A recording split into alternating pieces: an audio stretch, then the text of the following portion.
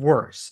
So we can commit all sorts of evil around the world because it's for the greater good of preventing an even worse evil. Or do you think it's mostly Team Stupid's explanation, which is that, the members of the US ruling class, they go to the same universities, they their peers are similar, they're educated the same way, they read the same books, they use the same media outlets, but that information diet excludes arguments and evidence from other sides that would challenge their beliefs. So which of these two explanations do you lean toward, or do you think it's a mixture of both? Well, I think it's in many ways the same, even as you've explained it. I think the view in the United States that the US is the best for the world is actually felt. It's actually believed. Why? It's so peculiar. If you live outside the US, as I do much of the time, it's perfectly weird to think that. We're 4.1% of the world population. Don't you think the other 95.9% has something to say about their future? Or a decent So, respect for the opinions of mankind, as in the Declaration of Independence? yes, but the answer is no. We know better. Well, the French knew better, the British knew better, the Americans know better. So it's not restricted to the US scene. I think there are many levels. I'm trying to figure out the answer to your question over many years also. We're hardwired that way, I'm convinced, in the sense that there are good evolutionary reasons to believe that what we call parochial altruism is a fact, which means, yes, you can be kind, beneficent, generous to the in-group. But to the out group, that's an enemy. And I think we're probably quite well primed for that. It's one of the most decisive features of psychology, social psychology, that there is a difference between the in-group and the out-group, and that you can artificially create the out-group over almost anything. You tell kids you're blue or you're red. In the morning, by afternoon, the red group hates the blue group and the blue group hates the red group, and they're not playing games. They're not realists trying to play a game. They actually are now generating emotional input into how can we defeat the other side. So to my mind, it's pretty deep. How it works is complicated. I don't think anybody's really figured it out completely. I'm not in the inner sanctums of the blob most of the time, or very rarely. Though I know a lot of these people. Some are my students. Some, and maybe they're on the outer shell of the inner blob. I don't know, but I think that. There are so many mechanisms of self-reinforcement, of self-glorification, that partly it is the media, the mainstream media, following the dictates from above, who pay the bills, who make the advertising, who have infiltrated the mainstream media anyway, literally with personnel from the CIA or other places over the years. We know this. Or it is the self-referencing, or it is to make your clientele comfortable because no one likes to hear these things. So I think there are many mechanisms at work, just like the questions of how do ethics and morals and mores work in general. It's complicated, and sometimes it's pressure, sometimes it's deceit, sometimes it's cynicism. Sometimes it's self-deception. I think all of those are somewhat at play, but it's hard to stand up against the establishment in general. And there's also a very famous line and I meant to check out whether it's really Mark Twain or H.L. Mencken or both of them, but that you can't convince a person of something when his job depends on, or his income depends on believing the opposite. And this also is true. People are dependent on going along. These structures are real. These structures of power are real.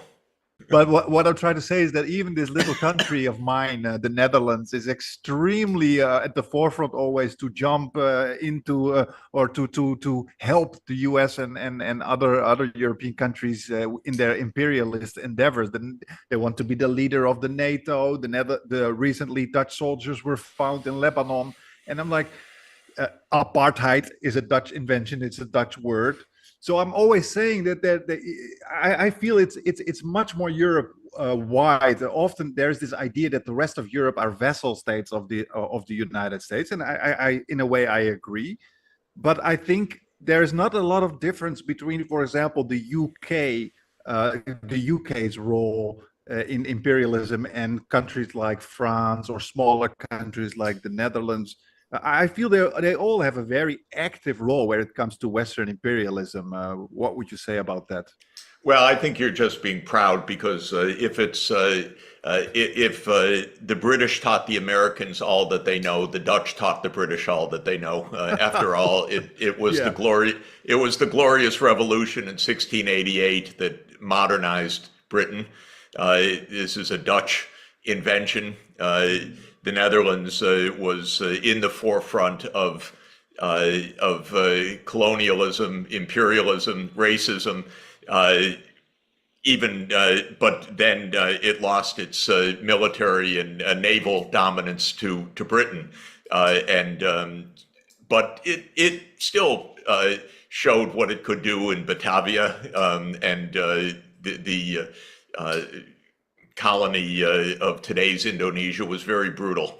So this is indeed something that is European-wide. I think it's an interesting question historically, by the way, whether there is historically and ideologically a difference of Northern and Southern Europe in this regard. Southern Europe, Catholic Europe, was the first global imperialists, Spain and Portugal, and they lost out eventually to Northern Europe, to the Netherlands and to Britain especially, and to France. France is a little bit in between the Protestant Catholic divide, but there were a few checks, a little bit mild checks on this coming from the Pope and Catholicism, not at the beginning, but by the 17th and 18th centuries. The Spanish decided that it was wrong to enslave the indigenous populations of the Americas, though not the not the Africans. So it was a kind of mixed bag. In Northern Europe, there weren't too many scruples of that kind for a long time. Anyway, this is a footnote, but I would agree that this has been European-wide, and it manifests whoever is the dominant power. So the Netherlands was a great ocean power and a great imperial power up until the 17th century. It lost out to Britain after that. British dominance came in the 19th century because of the steam engine, basically, and military power that came with industrialization. And so I wouldn't say that it's distinctly cultural within Europe, but I would say that the dominant culture that we saw turned on which was the dominant power. France has had its civilizing mission. Britain did it in a different way. Each one that came to the fore was sure that God was on their side, that culture was on their side, that technology was on their side, and probably genes, when they discovered what genes were, or evolution was on their side. So I think each one has had its turn. But European dominance now is, real dominance is 250 years old, and European ascendance is 500 years old. And our cultures are deeply penetrated by those ideas. And we're living through this moment, especially with the rise of China, where this is coming to an end. So I think that this really is a long cycle. We happen to be observers of the moment when the whole thing is falling down. One might have said that at the end of World War II, with the end of the straightforward imperialism. But that was a long, drawn-out 40 years, 50 years war to end the direct European imperial rule. But the ideas didn't stop, and the U.S. does its empire in a different way. The U.S. runs its empire mainly through regime change operations, and through military bases. So the U.S. has military bases in 80 countries, about 800 military bases around the world, and it overthrows governments regularly. And that's how it runs its empire, rather than directly having its place on the map. So we're still very much in the midst of this. It is it's so profoundly weird, I would say, especially for those of us my age who experienced the Cuban Missile Crisis and the first Cold War, not the one that we're in right now, which we now see is really a continuation. It never ended in 1992, contrary to legend. I make the mistake every once in a while of actually reading the comment lines under Financial Times articles. And the Financial Times is, Gideon Rockman, for example, writes something where he maybe has a sentence or two about the nuclear threat. And then all of the comments are, what threat? Don't let them blackmail us. Basically, what's a little nuclear war among friends? So you read this in the comment section and my God, you realize also how sad it must be to be a writer or reporter when that's your readership. Oh, come on, are you kidding? Because every comment is, don't worry about it. Don't be blackmailed about it. It's not real. I bet he won't do it. Let's find out. So what? And then if somebody writes, oh my God, we should take nuclear war seriously. Russian troll, Putin apologist. The moment you say something. So it is bizarre. And we had that experience, by the way, as a little controlled trial in the U.S. Biden says nothing about this, basically.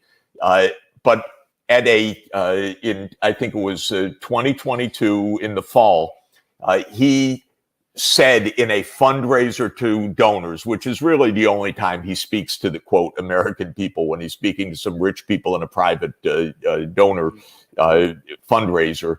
He said, we may be on the road to Armageddon. And he used the word Armageddon. What was the reaction in the press? It was literally the Wall Street Journal the next day or the day after in the editorial page chastising the president for scaring the American people. And how dare he use a word like that? And what's gotten into him? So the norm is, don't discuss this. Don't consider this. And the idea is, probably they won't do it. Oh, it's only 10% chance the world ends. It's the most insane feature of our time right now. And again, the pain of all of this is, if one knows just a little bit of history, how false readings on radar of a bird flock that passed the radar looked like incoming ICBMs, and or a training tape that was left on that led a nighttime supervisor in an early warning system think that there was an incoming attack. Or the most famous, or should be famous, actually it's almost unknown, I should say, but the most remarkable incident in modern human history. It's a good quiz question to ask people. which one individual above all most clearly saved the world? And the man's name is Arkhipov, and he's known by 1 in a million or maybe less in the world.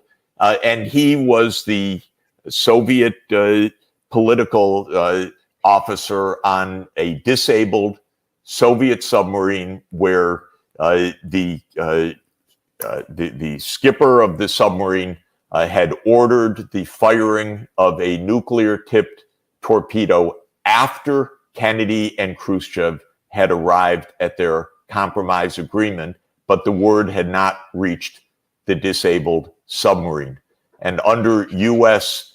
military doctrine, being fired upon by any nuclear weapon, a nuclear-tipped torpedo, a tactical battlefield nuclear weapon, or a strategic nuclear weapon, was to trigger the full nuclear arsenal of the United States against Russia, Soviet Union, China, and all of Central and Eastern Europe under the Soviet regime. And the estimates of those days was 700 million deaths out of 3 billion. Of course, not taking into account the global famine that would have followed and all the rest. And we came within a second of that. And it's not even known by most. And Daniel Ellsberg of the Pentagon Papers and Martin Sherwin, the great historian who died a couple of years ago and is the author of co-author of Oppenheimer, which became the movie, wrote about this in a book that everybody should read called Gambling with Armageddon. And the point of the book, which focuses on the Cuban Missile Crisis, but more generally discusses the fact that we're in the gamble with survival of the human species to an incredible extent. And he talks about this Arkhipov episode. People don't know these things. They're not thinking. They're not discussing them. They're not learning about them. And so somehow the fact that the U.S. might be embarrassed in Ukraine by not having its absolutely stupid idea of expanding NATO to Ukraine succeed is worth gambling with Armageddon. That's the situation we're in. And yes, every European leader stands up and salutes the United States in this, lies about everything, and says, sure, why risk it? And again, these leaders of the Baltic states, what the hell are they doing? They have countries of 1 or 2 or 3 million people on the border of Russia. They are not nuclear powers, but they're saying Russia must be destroyed. Are they out of their minds? Do they think the U.S. is really going to keep them safe? Do they think a nuclear war is going to just be dandy for Estonia and Latvia and Lithuania? What is on their minds? But your point is right. It's completely not understandable to me, but it is the reality that we do not have any self-control right now. And we have no capacity to understand our own behavior, maybe because it is this agenda of secretive intelligence armies for the last not even 30 years, but for the last 60 years. And it's on a kind of fixed rudder, and our politicians are useless in this. This is really where we stand. By the way, it's fascinating, and it's so hard to uncover all of this, but there's a lot of known history and some not so known history about how the CIA immediately starting in 1945, following OSS work, started running the neo-Nazi units of Western Ukraine. The same groups, the Banderistas and others that are real. This isn't just a Russian figment of the imagination. These are literal groups with literal people who were literally on the CIA and MI6 account and were run for decades because they would help to undermine Russia or undermine the Soviet Union. So these games which, are the fun games of the James Bond movies, and were mocked in Mad Magazine as the white spy and the black spy, playing games with the. This is what's bringing us to 90 seconds to midnight right now. I completely agree. Just again, a few points here. I mean, about the fact that there's been this disappearance of fear of nuclear war, and this constant talking about the Russians bluffing. Bluffing is a word that comes from gambling. It just confirms that we are gambling on what the other side is doing, that we assume that they're bluffing, even whilst we insist that then we are not. It's an astonishing thing. And if it's the risk that they're not bluffing and that we could find ourselves in a nuclear war is 0.1%. That is too big a risk, far too big a risk. Any risk at all in this kind of situation is far too great, especially given that all of these problems which have existed and which have accumulated and which are getting worse are still problems that can be resolved properly through negotiations in a way that is not going to compromise or endanger anyone. And if we're talking about specifically the Baltic states, which are small countries next to this giant colossus, which is Russia, the best guarantor of their independence and security is Russia itself, not the superpower far away, a continent and an ocean away, which can only ultimately protect them by risking its own existence. Again, I would have thought that was obvious, and I would have thought, again, that a US president or a US administration ought to be pointing that fact out to them. And so should the other European countries, which are being led by the Baltic states into policies which I find astonishing. The influence, the sway that these Baltic states have achieved over European policy absolutely astonishes me. Now, these are not. I can tell you, just to tell you a story about that. This Kaja Kallas, the leader of Estonia, I knew her dad actually rather well, Sim Kallas, who was in 1991 president of the Central Bank of Estonia. Estonia gained its independence in 1991. I had a very wonderful Estonian Canadian student who said, "Jeff, come to Tallinn. They need help." So I came to Tallinn back in 1991, in March 1991. Interestingly, the hotel was freezing. We had to wear a winter coat because there was no heat. There was no fuel. And I had a meeting with Sim Kallas one evening in a bar, and he described to me, "What do we do? We're in the ruble zone. We need to have we're a new nation. We need to have an independent currency." So I knew something about that. That was my my profession. So I designed basically on a napkin that evening how Estonia could make a national currency. They adopted it literally the next day, that idea, and a month later, the Estonian kroon appeared. Now, what's interesting for me is I was there. The Russians didn't try to stop it. The Soviet Union wasn't even over yet at that time. And there was no attempt by Russia to invade Estonia. There was no desire to, quite the contrary. I was working with Gorbachev's team. I was working with Yeltsin after September 1991. I was working with the Estonians on helping them to design a post-ruble currency, which went into effect.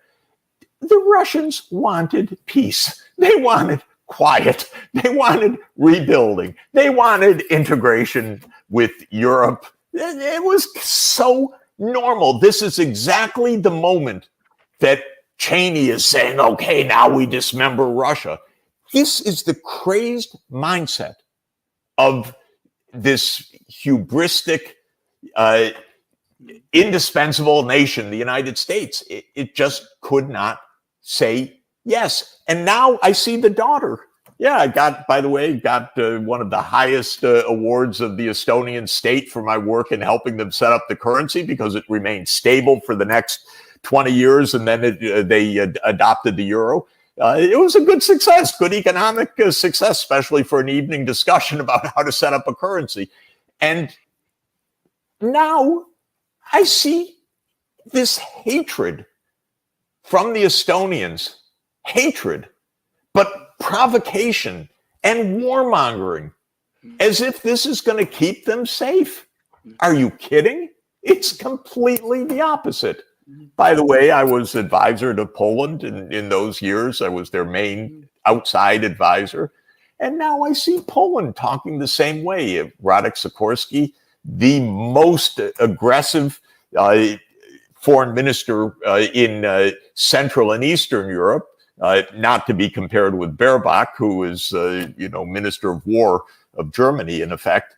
But basically, where does the hate talk come from when it is not Russia that made these aggressions over the last 30 years? Just the opposite, when the United States could not say yes. But this is where the propaganda or the mental image or just the being suborned by U.S. Money and power in the military-industrial complex has come in. Almost nobody tells the truth. Well, Judge, good to be with you. The whole world, except for the United States and Israel, believes that we need to move now to two states living side by side, Israel and Palestine, with no doubt a wall between them at the start. This is not a happy relationship, but it doesn't have to be a site of bloodshed either. So in 2011, Palestine, which is already recognized as a state by 140 UN member states, though not by the United States, applied for full UN membership as what would be now the 194th UN member state. And when you make that application, it goes to the Security Council after clearing one step with the Secretary General of the UN. Then the Security Council, meeting as an admissions committee, not formally as the Security Council, but it's the same members, decide whether the criteria are met for UN membership. After that, if the answer is decided to be yes, as a yes, then it is forwarded to the UN Security Council for a vote. And if the Security Council approves, then it goes to the UN General Assembly. In 2011, at the technical level, the decision was that Palestine qualifies as a member state. And it would have gone forward, but for the United States, which at that point leaned on the Palestinian Authority and said, don't do it right now. It's not convenient, but it'll come very soon. Just accept observer status for the moment. That'll let you in the building, but don't press for full membership. You'll get there very soon. The United States gave assurances that this was just a short adjustment period. That, of course, was 13 years ago. The U.S. And Israel blocked it all that time. When the violence broke out on October 7th with the Hamas attack, and then after that, the Israeli invasion of Gaza, the Palestinian Authority said, we cannot have peace unless we can have our state and our sovereignty for our people. And so they reactivated the application. It wasn't a new application. It was the application that was in suspension because of the United States. When they reactivated, all over the world, government said, of course, this is what is needed. And I had discussions with many senior diplomats, with foreign ministers, with heads of state about this, who believe that, of course, this is the way to end this conflict, that there should be two states, they should live in mutual security, that the United Nations should ensure that they're not at each other's throats when they are both side by side. Incidentally, Palestine would join under the UN Charter as a, quote, peace-loving state. It could not join as a state determined to bring an end to Israel. And the Arab and Islamic countries have made clear now, since the 2002 Arab Peace Initiative, so for more than 20 years, that in the event of a two-state settlement, there would be normalization of diplomatic relations across the region with Israel. This would be the core of Israel's security, an end of state of war, an end of funding of military or militia that are in opposition to Israel and so forth. In other words, diplomacy, because a solution would have been reached. So the vote came to the Security Council last week with an overwhelming support, except, as usual, one country stood in the way of the global will. Technically, two. Israel, of course, this government opposes it. It wants ownership over all of the territory, both of Israel and of Palestine. That is the core reason for this conflict. Israel's demands that are, in my view, absolutely incompatible with peace and with justice. But the second obstacle is the United States, which has given essentially a blank check to Israel. And so when the vote came, it was absolutely remarkable. 12 countries out of the 15 voted for. 2 abstained because the UK will never vote against the United States. And Switzerland was the second one, leaned on by the US. And then the US vetoed this measure. Now, this proposition will go to the UN General Assembly, which has the jurisdiction to take up an issue when there is a deadlock in the Security Council. There will be a vote in the UN General Assembly sometime in the coming weeks on Palestine's membership. It will be overwhelming, but it will be advisory. It will show that the will of the world overwhelmingly is for two states living side by side. When the General Assembly takes that action, it will go back to the UN Security Council. Of course, the United States is absolutely preventing a solution right now. That has essentially been true for years and decades, I would say. The US is not an honest broker. It is a completely dishonest broker in this affair. Israel controls US policy in this regard. The US is completely subservient, despite this not being in America's interest at all. America is diplomatically isolated. It is on the wrong side of history. As we say, it is on the wrong side of justice. It is playing with fire, because we are every day in that tinderbox away from a general war in the Middle East. The US is pumping in billions, tens of billions of dollars that we can ill afford, and that is no substitute for peace.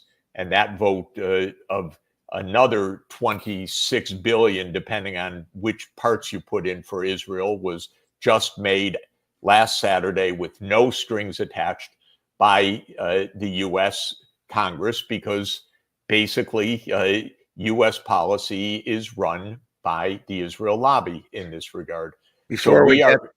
get to the Congress, here's Secretary. This will aggravate you, Professor Sachs.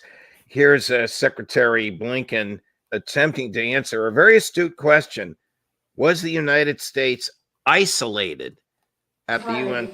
On the UN Security Council, the United States was isolated yesterday. Your allies, close allies, France, Japan, and South Korea, both voted for admitting Palestine as a member. The Israelis, including Netanyahu, on the record saying they oppose two-state solution. So what is the path forward, and what message do you give to Palestinians and to moderates in the region if you truly want to isolate extremes? First, we are committed, the United States is committed to achieving a Palestinian state. We believe that that is vital to having long-term, sustainable, durable peace and security. And of course, it's the only way to fulfill the aspirations, the rightful aspirations of the Palestinian people. But getting to that, achieving that state, has to be done through diplomacy, not through imposition. And the resolution that was voted at the Security Council will have no effect on actually moving things forward. What is he talking about? The United States is committed to achieving a Palestinian state. This was not done through diplomacy. Does the man know what he's talking about? Well, to be charitable to him, it's an idiotic statement. To be uncharitable, it is an utterly deceitful statement. I don't know with Blinken which it is. It's sheer, complete foolishness. And it's deadly. It's literally deadly to the Palestinian people. It is extremely dangerous. If he wants to have diplomacy, I can give him some good advice, even friendly advice. I talk to diplomats every day. Apparently, he does not in the same way. I speak to diplomats throughout the Middle East. They are ready for peace. They are ready for Israel's security. What he means is something else, which is that Israel gets a veto on Palestine's right to political self-determination. That there's no principle for that. Right. But that's what he's saying. He's saying that Israel gets to veto Palestine's right to self-determination. When that issue came up in the General Assembly several weeks ago in a resolution on Palestine's right to self-determination, the United States was one of 4 countries in the entire world, that's out of 193, to vote against Palestine's right to self-determination. Which were the 4? The 4 were Israel, the United States, Micronesia, which is an island. Don't we own Micronesia? Well, Micronesia has a compact with the United States that it must vote alongside the U.S. So it's 110,000 people in the Pacific. And the 4th was a very nice little island named Nauru with 12,000 people. Honestly, the United States is completely isolated. The problem with what Blinken says is that it reflects the astounding arrogance of the United States not to hear anything of the rest of the world and to make these utterances, which are meaningless, self-contradictory, inimical to solutions, and to believe that this is a way that grown-ups would talk. He is our chief diplomat, but he clearly does not understand the first thing about diplomacy in this response. There's every capacity to have a diplomatic solution to this crisis, except if the United States says we take no judgment other than what Israel wants. Because what this government of Israel wants is to deny Palestine anything. And if all we say is diplomacy comes down not to the 8 billion people around the world and the 192 other governments, but only to what one government, Israel, says, That's not diplomacy. That's recklessness. How dangerous, how reckless, to pick up on your word, was the vote in the House of Representatives to send, again, depending upon the number, 13, 20, or $26 billion to Israel and $61 billion to Ukraine, knowing that the latter doesn't go to Ukraine, the lion's share of it stays here, but it's sort of unleashed a false sense of euphoria amongst President Zelensky and his people. But I'll let you address it. How dangerous was that vote? Well, what it means is more deaths and more killing and no solutions. For Ukraine, it's a profoundly cynical action to extend Ukraine on the battlefield with thousands and thousands of deaths every month, to extend this past the November election. It's nothing more than that. But it is how our military industrial state operates. The CIA gave the briefing and the Congress fell into line because the CIA, believe me, is more powerful than the White House in this. This is the security state and it dictates, and we're going to get past November one way or another. So this was a completely cynical and destructive action because it was irrational in that there was no coherent discussion of alternatives. Everything that Speaker Johnson had said for months about the need for a plan, the need for a strategy, the need for clear goals, everything was just put aside after he got his CIA briefing, and that was it. So totally irrational, and not even an attempt at how he could switch completely from one day to the next, which is what he did, except that both parties are subservient to the military-industrial complex in this country, not to the American people who are opposed to this, not to the Republican Party, which is overwhelmingly in opposition to this legislation that just passed with substantial Republican support, including support of the Republican Speaker of the House. When it comes to Israel, it is feeding a genocide. The International Court of Justice is likely to rule that Israel is committing genocide in the legal sense of violating the 1948 Genocide Convention. And we are complicit in that, absolutely explicitly. Incidentally, we had Senator Schumer talk about how miserable the Israeli government is. We had several members of Congress say we need to put restrictions on this. There's horrible crimes, war crimes by Israel going on. None of that applied in the end. It's just giving munitions for more slaughter. Here's the, this will upset you. Here's the scene on the floor of the House of Representatives at the time that the vote was tallied. Take a look at what appears to be in the hands of most of the Republican members of the House as they cheered the announcement of the outcome of the vote. I missed it, but thank you. Okay. The House will be in order. The House will be in order. The chair would remind my colleagues to observe proper decorum. Flag waving on the floor is not appropriate. The House will be in order. Without objection, a motion to reconsider is laid on the table. For what purpose does the gentleman from Florida rise? I said, no. The gentlewoman from Florida. Stand up.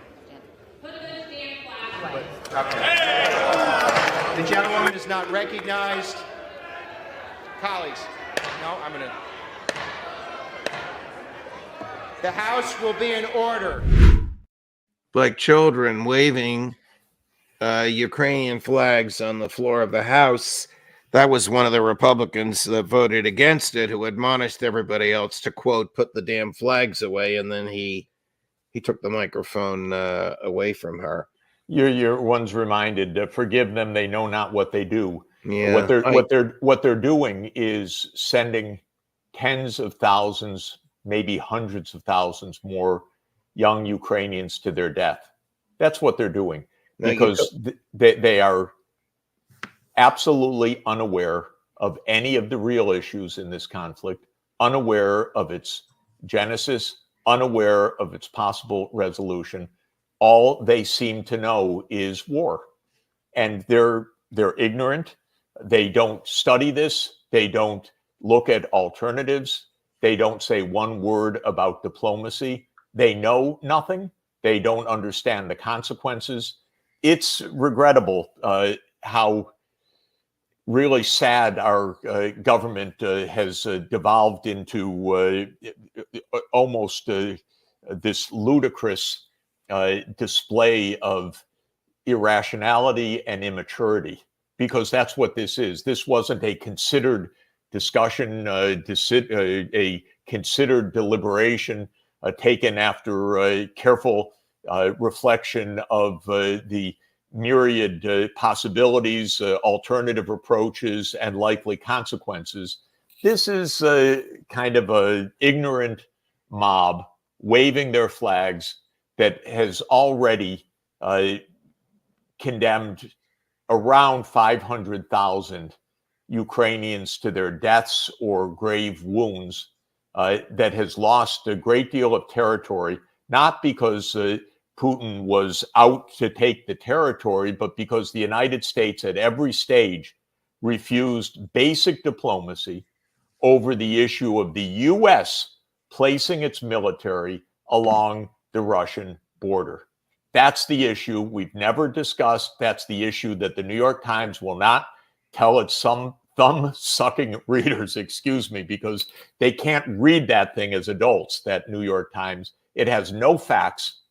And that's what leads us to this kind of display in Congress. We are in the grips of phoniness and irrationality.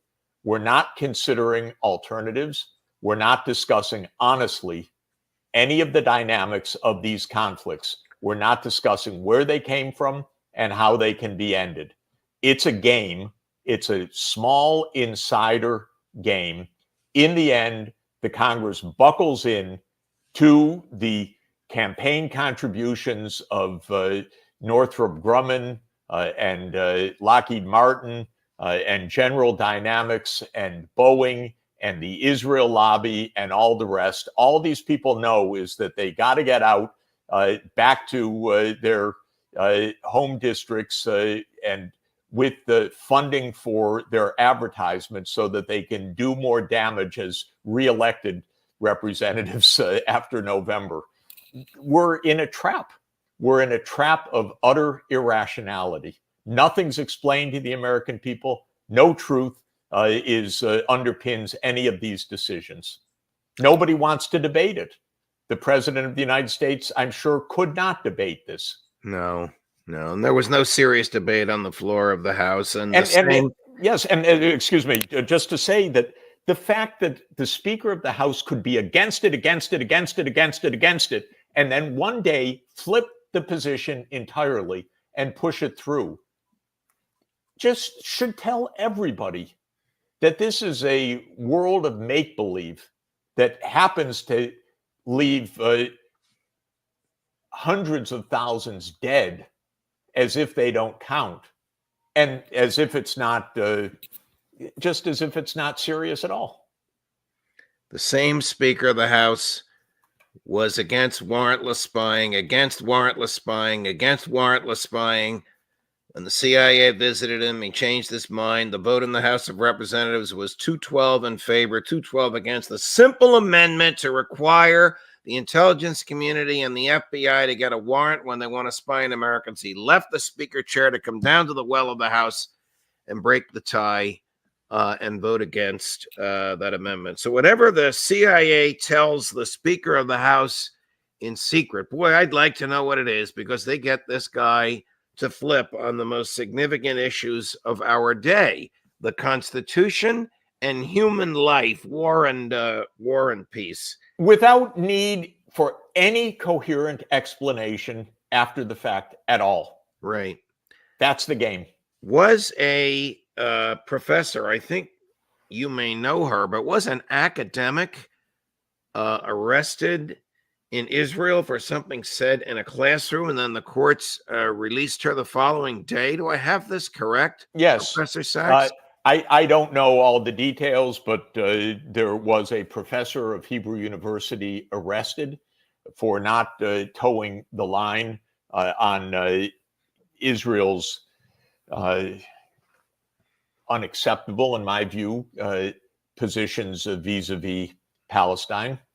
But what's happening now is we're seeing a general crackdown across universities. What is happening at Columbia, where you are a tenured member of the faculty? 100 students were arrested for basically quietly protesting on the lawn at the university. And the president of the university called in the police, and 100 students were taken away in zip cuffs. And it's completely broken the community apart. Yale students, several dozen, were arrested in the last 24 hours, from what I understand. The idea that universities should be places of crackdown, and that speech, if you don't like it, that's a kind of harassment that should be shut down. This is what we have come to, because these positions that the US government is taking, or that Israel is taking, are not defensible, by the way, in normal debate and discourse. So opposition to them is met increasingly violently by the arrest of our own students. It's shocking to see, except that this is what has become the American political scene. This happened the day after the president of Columbia University appeared before a House committee known for berating university presidents and threatening that the millions of dollars that the federal government gives for legitimate academic research would be restricted if the federal government's view, if the Biden administration's view, although in this case the interrogators were Republicans, they're hardly in the Biden administration. Let's just say in Washington's view, because it's the Congress and the White House. Correct. If in Washington's view, the speech was contrary to what Washington wanted to hear, haven't they remembered that they took an oath to preserve, protect, and defend the Constitution, which includes the First Amendment? And the last time you and I read it, it said Congress shall make no law abridging the freedom of speech. No, they don't recall that. They don't believe it. They are utterly irresponsible and opportunistic. The decision to arrest the students was taken not the day after, it was taken the same day as the president's testimony that evening.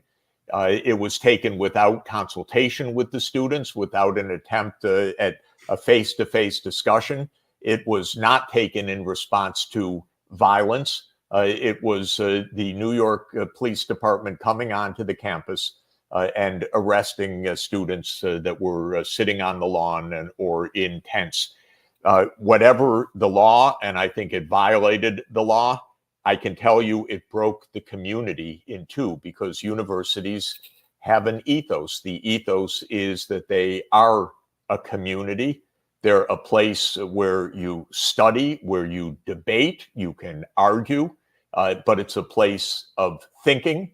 And thinking can be tough. It can be very hard debate. But you can hear things you don't want to hear. Right. That's part of life. These people want to take a category of speech and say it is unprotected. The government can go after you for that category of speech. They can call it hate speech, dangerous speech, whatever they want to call it. That's why all speech is protected, particularly in an environment dedicated to the dissemination of unpopular ideas. But the kind of speech that the most famous attack was on the chant or the saying or the slogan, from the river to the sea, Palestine will be free. Now, the river is the Jordan River, the sea is the Mediterranean, and it is a chant for Palestinian rights. It could be a claim for one state. It could be many things, but what it surely is political speech. Absolutely. And that's extremely important. In fact, the irony of this is, of course, the extremist Israeli leaders use exactly the same phrase. They also talk about from the river to the sea, there will be greater Israel. So there's a symmetry. On one side, it should be all Palestinian. On the other side, it should be all Israel. I happen to disagree with both sides, but I don't think that it's right to arrest people for saying this from either side. That's the idea of political debate. It's also not right to be bombing people because you're trying to create a greater Israel. So there are limits. The limits are the bombs, the mass killings, the 35,000 people dead at Israel's hand by the current count, but it's expected that the actual count is multiples of that because there are people under the rubble. There are people who are starving to death. There are people who are dying of disease. There are people who are dying of lack of medical care because the hospitals have been bombed out. That's what should be prohibited. This war, not speech, not even heated speech. Heated speech is not calling to attack a student or not. That kind of assault is not permitted.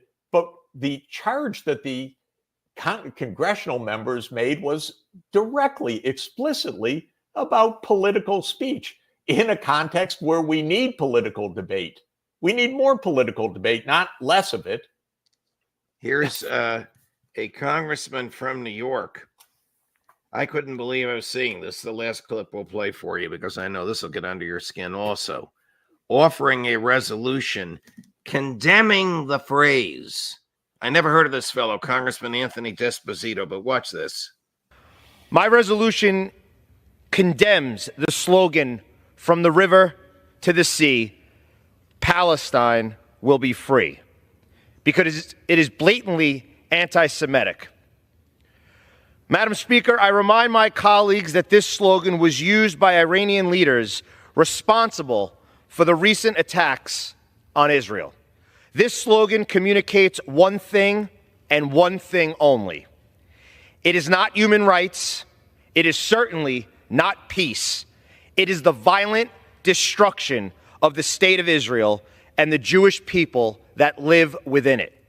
To employ this slogan is to perpetuate the cause of hate and regional instability.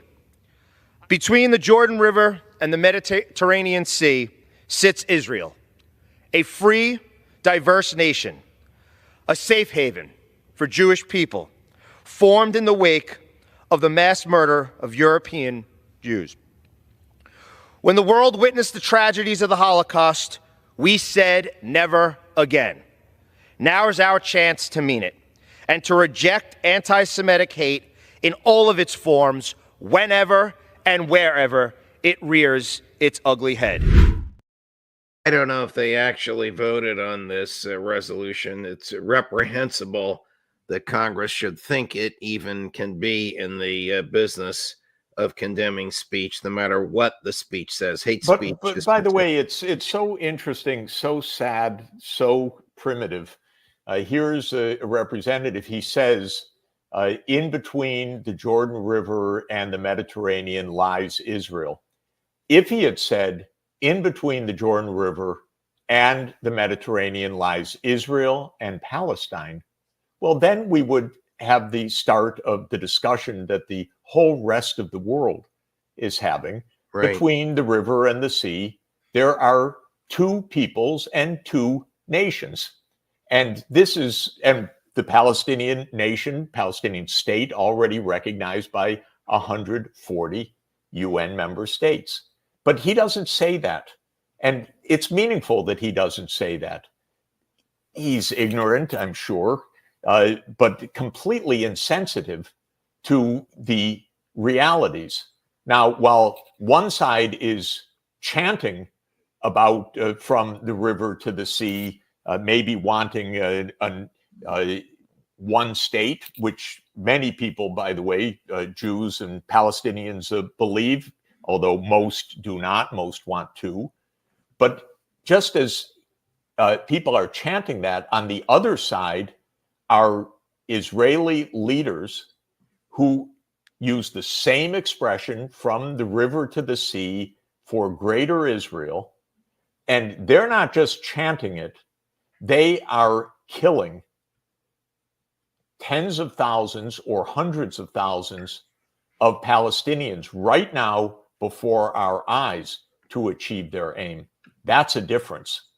And this congressman just voted more money for that, for the killing. So he doesn't see the irony that a slogan used by both sides to mean the opposite in each direction, he's condemning one side, not the other, while the other side is slaughtering the counterpart, slaughtering, and not just slaughtering the counterpart, killing one child every 10 minutes in Gaza at the latest count, every 10 minutes, but with this congressman's vote, his approval, his vote for the munitions to do that slaughter. So he's complaining about speech, but he's complicit in mass murder. Good for him. How intelligent. This is our Congress. Right. It's astounding. You have it exactly right. The students were right with Vietnam, and the students are right with Gaza and Palestine. They're protesting political actions of the worst sort by the United States. The U.S. and Israel are essentially together committing a genocide. We'll probably have that definitively determined by the International Court of Justice when it makes its ruling, which could come sometime in the coming months. The court has already said that there are plausible grounds for believing that Israel is in violation of the 1948 Genocide Convention.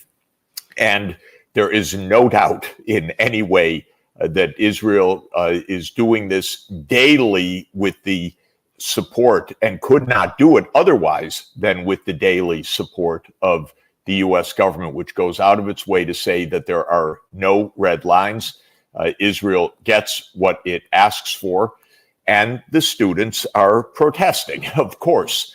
But what is amazing to me, maybe it shouldn't be amazing. I find myself endlessly naive all through my life because I'm constantly amazed by things I shouldn't be amazed by.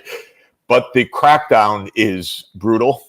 It is thoughtless. It is based on phony claims that this is about anti-Semitism on campus.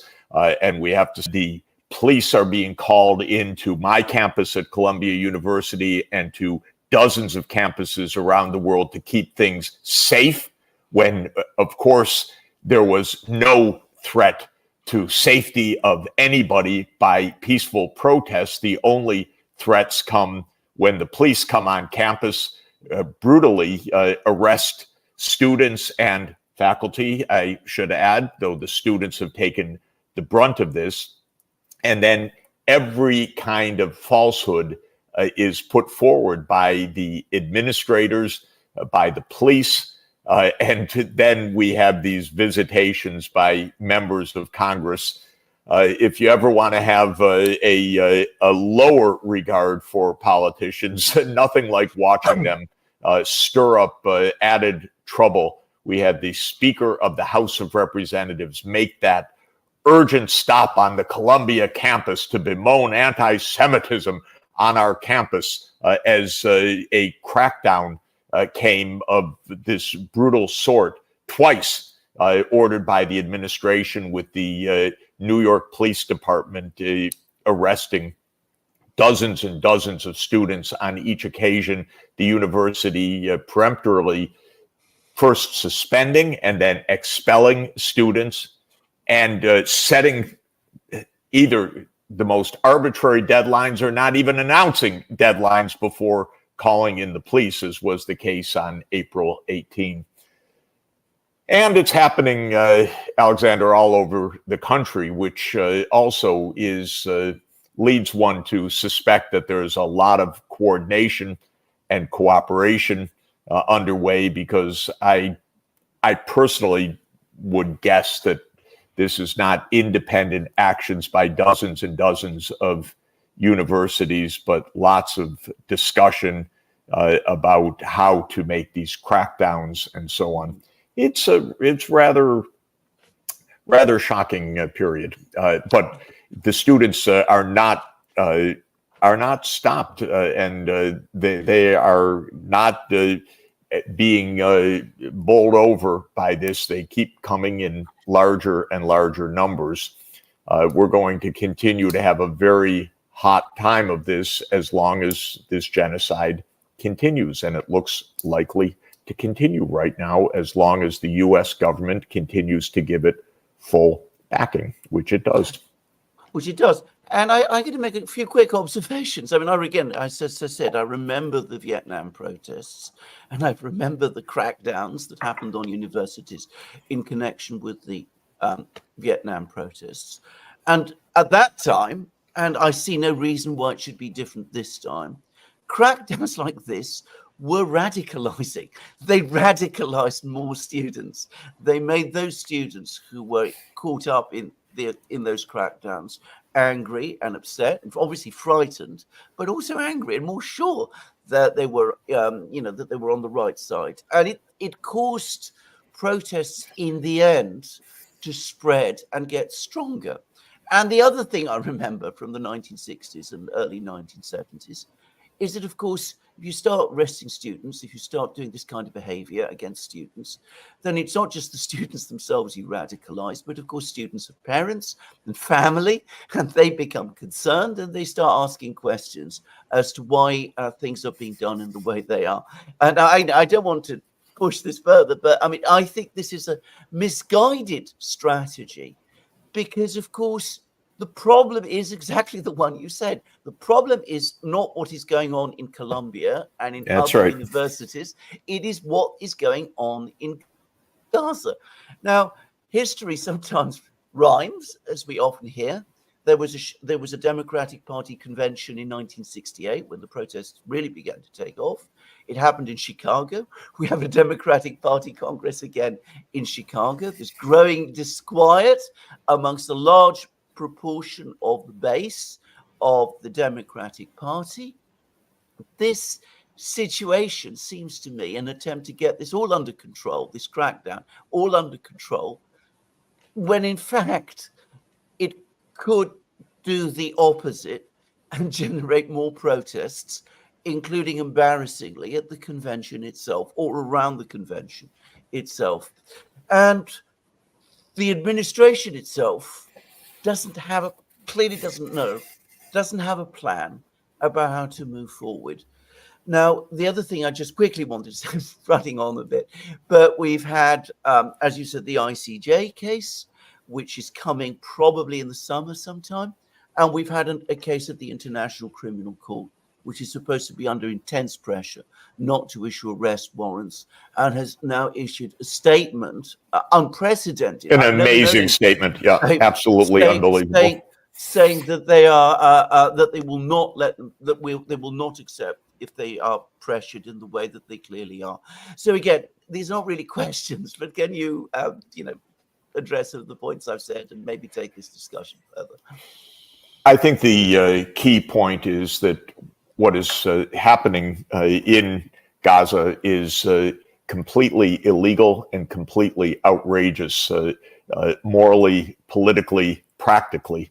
The only possible outcome of it, if it continues this way, is a wider war in the Middle East, which would turn into a world war. I think many in Israel among the leadership want that. They clearly want to provoke a wider war.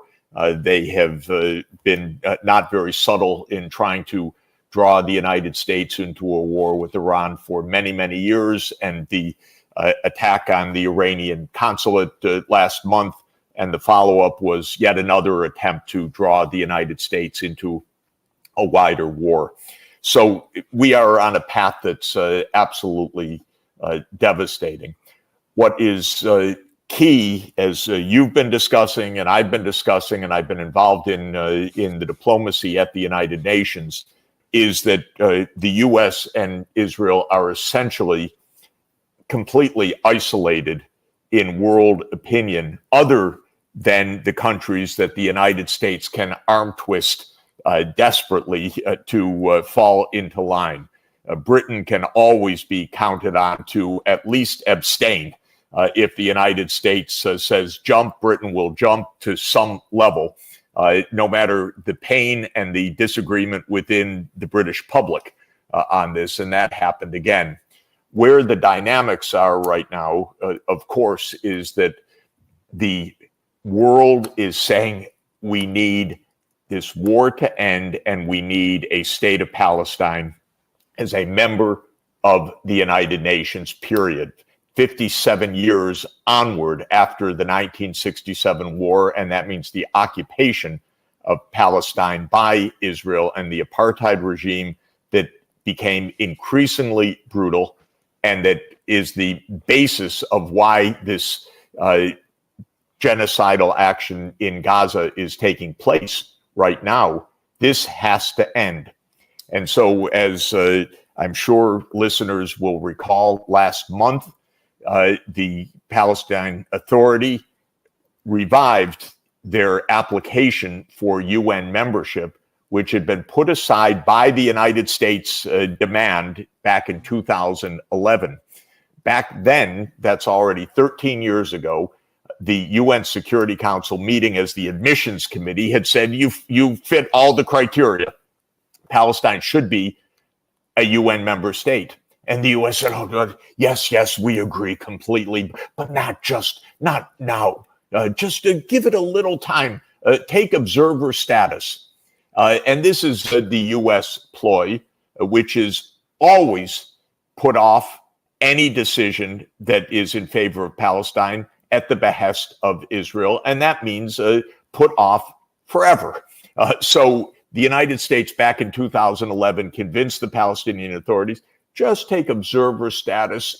Membership will come soon. Of course, membership never came. What came was a genocidal war instead. The Palestine Authority revived its application, which had never been dismissed. It was just adjourned, sine die, without a date, and they revived it last month. Suddenly, we see the whole world supports this. 140 countries. Now it's, I think, 143, if I have the count right, because new countries are joining, already have diplomatic relations with Palestine. And when this went to the Security Council, I thought for sure the arm twisting by the United States would at least hold Japan, Korea, close U.S. allies in line against the application. But no, they came out firmly saying, what else? What are we going to do? We have to move to an answer. So in the end, the vote last month was 12-1. 12 countries saying immediate membership of Palestine, 1 vetoing the United States, and 2 abstentions, the UK and Switzerland. When you have a veto in the Security Council, this now goes on an emergency basis to the General Assembly.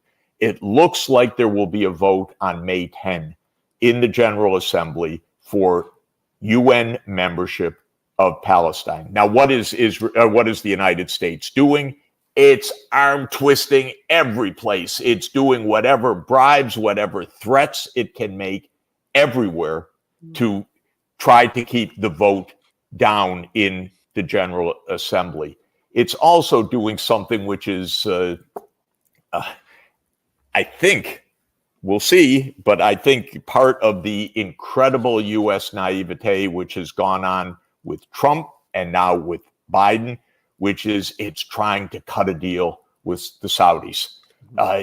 Come on, just announce that you'll have diplomatic relations with Israel. We'll give you nuclear technology. We'll give you F-35s. We'll give you a military alliance. We'll do everything. Well, a lot of tempting things on the table.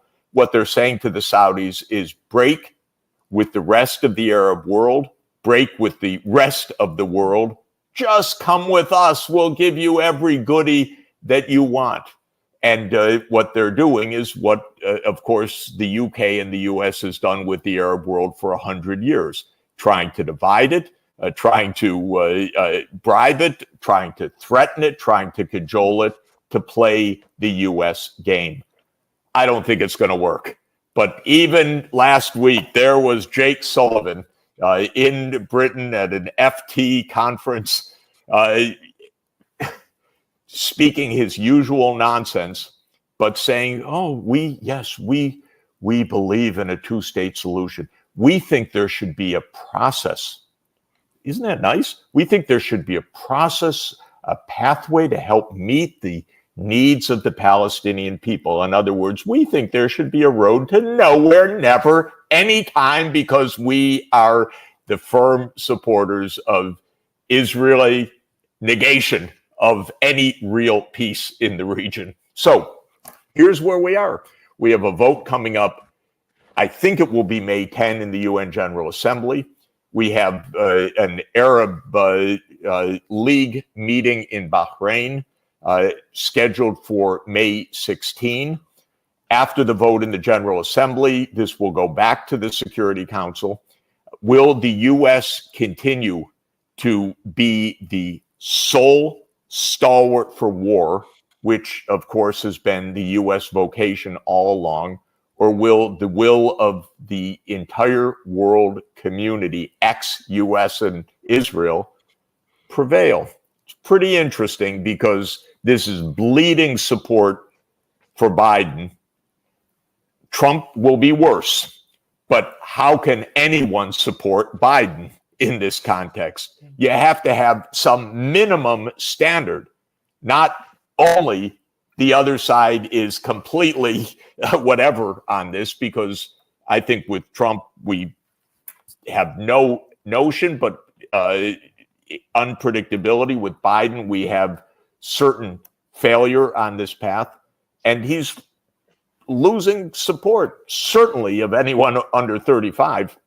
But actually, when I say that, because that's what the opinion surveys say, I get deluged with not so nice mail from older people saying, "Don't speak for me. I'm against him. This is terrible. I'm for Palestine."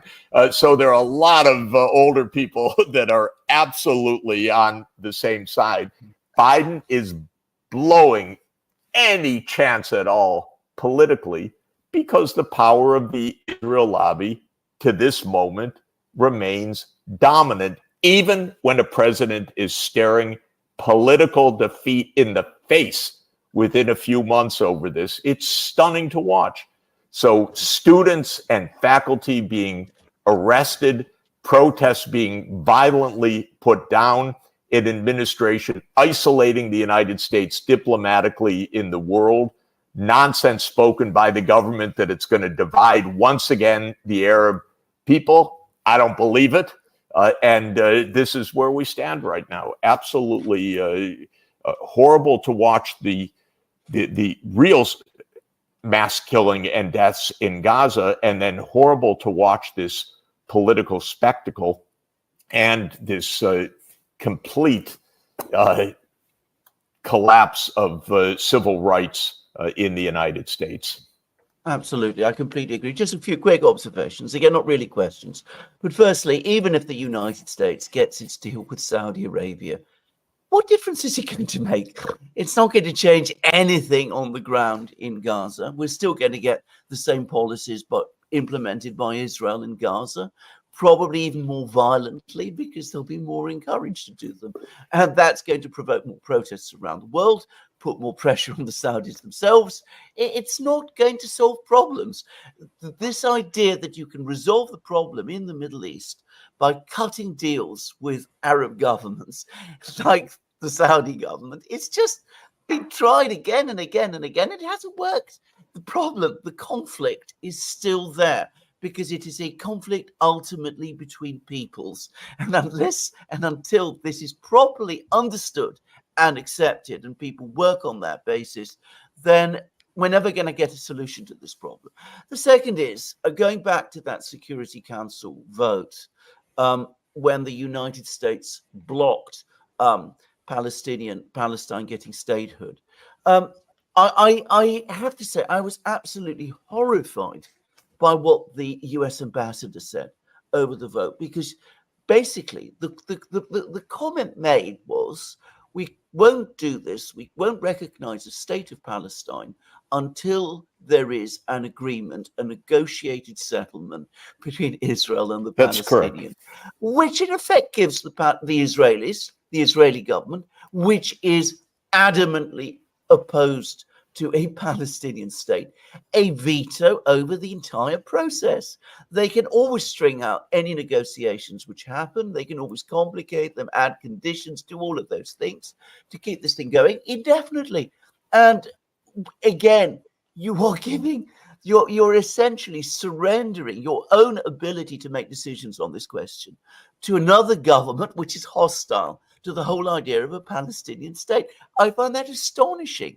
The third thing is recognizing Palestine as a state not only would be the just and correct thing to do from a moral and legal position, but it would also, in my opinion, increase US leverage over Israel if there really is a desire to achieve peace. The fact that they are not doing that undermines whatever leverage they have over Israel. Again, that seems to me obvious. It is getting everything completely the wrong way round. So, of course, we're going to see more crisis and we're going to see more protests in the United States. And that is, for me, the single biggest change, because up to now, in every iteration of the Arab-Israeli conflict, Palestinian-Israeli conflict that I can remember, US opinion has been solid in support of US policy with respect to Israel, supporting Israel. Today, it seems that is no longer the case. And I'm going to suggest that is the single greatest change, the most important change that we have seen, and the one that gives hope that in the future, we will start to see a change in US policy and a change towards actual peace in resolving this conflict. So I consider these protests in Colombia to be enormous, and not just Colombia, obviously, across the universities, an enormous and important sign and a crystallizing moment. I think you've hit it exactly right on every point. And it's worth pointing out, if people are not aware, why is it so important to have this UN membership of Palestine, a state of Palestine, sovereign state recognized by the world community? The reason is that already going back to 2002, to the Arab Peace Initiative, and repeated since then, though not reported in our newspapers, par for the course, but repeated by the Arab League, repeated by the Arab and Islamic nations, again last November in Riyadh after this latest spasm of murder and massacre broke out in Gaza. The Arab and Islamic countries, and by the way, this includes clearly Iran, which has said so repeatedly, are ready for peace based on two states, with Palestine being a sovereign state, borders 1967 according to international law, capital in East Jerusalem, and control over the Islamic holy sites. That's the bottom line. And peace can be made on this absolutely sound, fair practical, achievable, within reach grounds.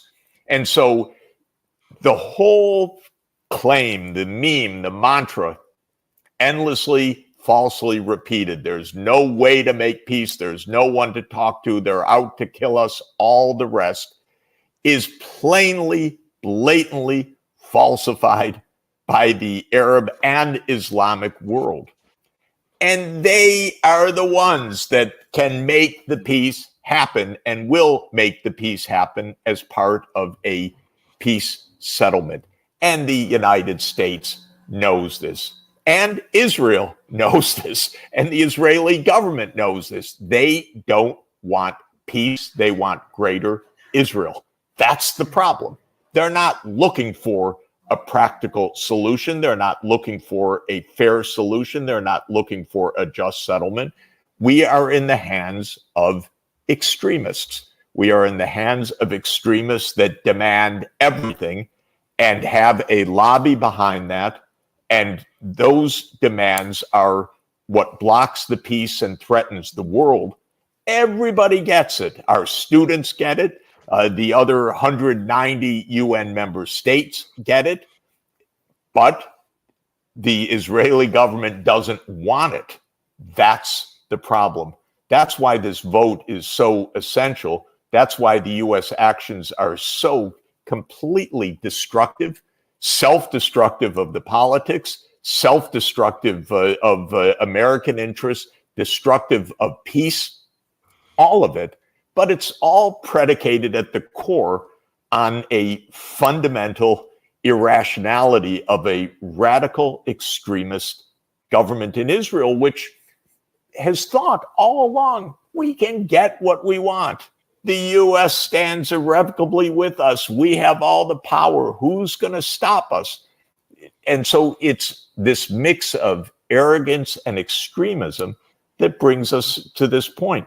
But the world is getting it. The question is, does Biden get anything anymore? Does he care?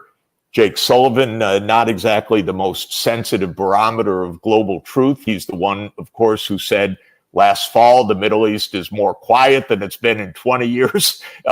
The week before the explosion occurred, showing how completely out of touch with reality they are. This is the question for me. Will they finally wake up at this penultimate moment? The answer probably is no, I have to say, unfortunately, because we could have the same discussion about Ukraine, and what we see is more and more irrationality in the West, less and less ability to have any kind of reasoned discussion, factual discussion. It's just spinning fantasies right now. And when people don't like the fantasies, when you have leaders that have 20% approval ratings, 25% approval ratings, just close meetings, crack down, stop protests. This is the direction we're heading right now. Absolutely amazing. I completely agree. Can I just very quickly add a few things and then just last words to Professor Sachs? The first is the point about negotiations, peace being unattainable. I'm sure, like Professor Sachs, I have been involved in many negotiations. I've mediated some. I've seen how even when the parties are enormously far apart or seem to be so, provided negotiations are conducted in good faith, solutions to even the most intractable problems eventually appear. The key problem is good faith. We have never had good faith negotiations at any point in the Middle East crisis, going all the way back to the 1940s. And by the way, we've also never had good faith negotiations over Ukraine, which is why we're in the crisis there that we are as well. But absolutely, if there are good faith negotiations, then all of these problems that people talk about, it's surprising. I've been surprised myself time and again how people who genuinely want to come to an agreement find solutions with each other.